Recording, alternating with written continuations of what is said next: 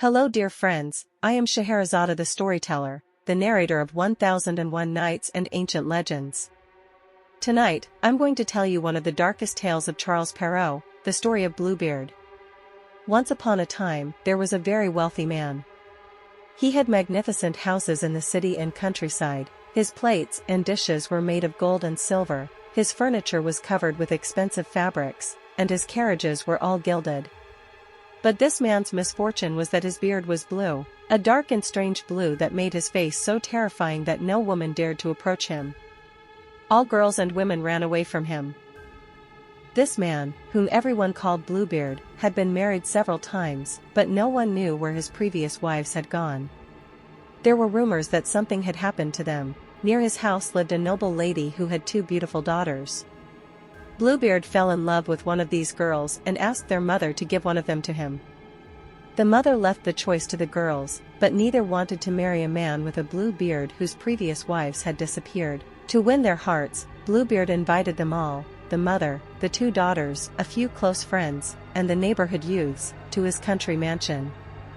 They stayed there for a full week. Every day there was hunting, fishing, dancing, parties, and delicious food. At night, they stayed up until morning joking around. Everything was so wonderful that the younger daughter gradually thought, "This man's beard isn't that blue. He seems kind and good." When they returned to the city, they got married. Their married life began, and everything was great, until a month later. Told his young wife, "I have to go on a business trip, it will take at least 6 weeks. Have fun here, invite your friends, even go to the countryside, spend whatever you want." Then he gave her a large bunch of keys and said, "These are the keys to the gold storerooms, these to the jewels, these to all the rooms, but see this small golden key?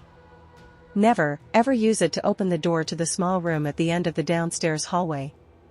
If you do, you'll see my wrath." The young woman promised. Bluebeard kissed her and left.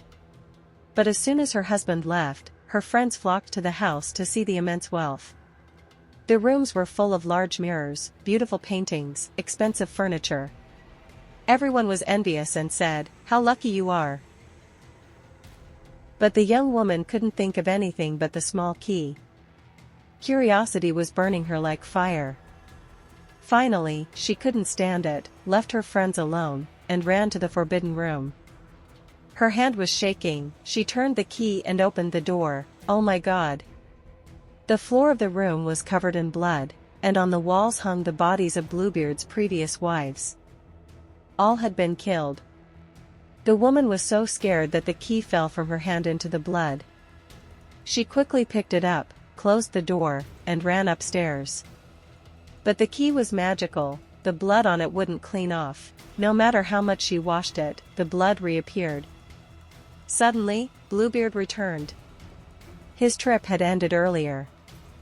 The woman gave him the keys, but when Bluebeard saw the small key, he became furious. "What's this blood on it? You went into the room? Now it's your turn to die."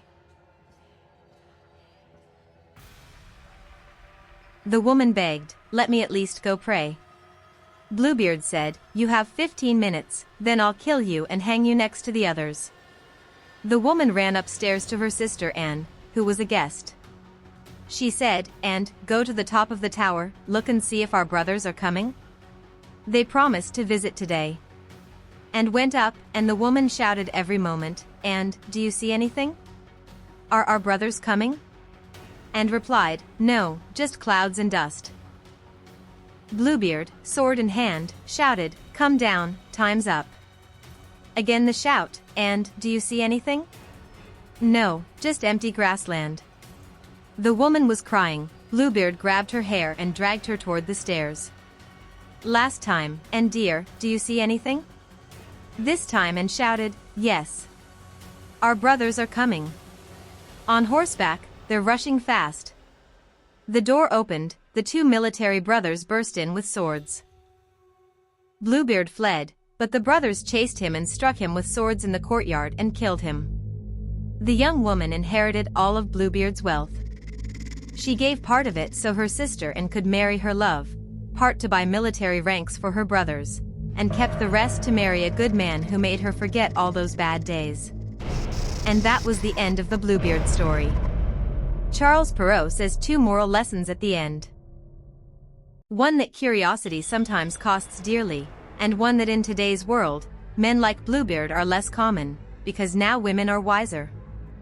Friends, I hope you enjoyed this tale. If you have any opinions or suggestions, let me know.